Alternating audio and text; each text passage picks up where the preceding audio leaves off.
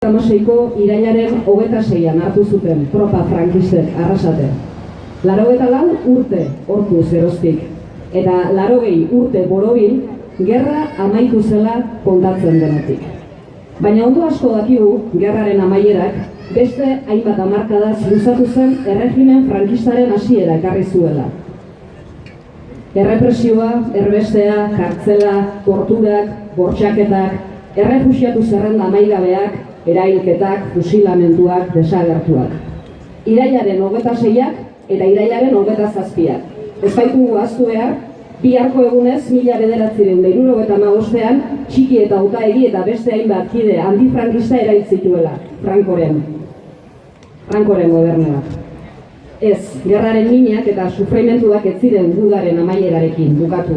Eta zoritxarrez, badakigu, gure herriaren historian hamarkada gehiegitan ezagutu dituztela milaka herritarrek haragi gorputzetan horiek guztiak. Isiltasun historiko honen eta porreroen impunitatearen aurrean aitortza, erreparazioa eta justizia eskatzen jarraituko dugu. Gaurko omenaldiari ekingo diogu. Hasteko, Ane Zuazu-Bizkar eta Mane Xagirre bertsolariak taularatuko dira.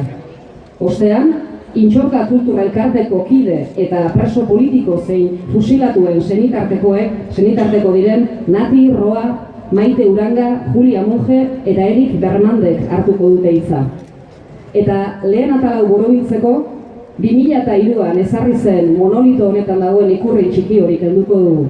Orduan jarraitako 116 izena bizenei beste 6 debagoiengarren izenak gehitzeko.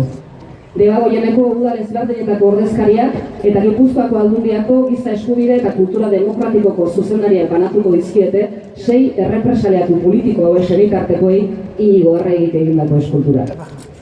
6 izen abizen esan dugu, baina gaurkoan 7. lagun bat ere omenduko dugu. Francisca García Bermande, Pakita, hain zuzen ere. Jarraian ezagutuko duzue bere historia.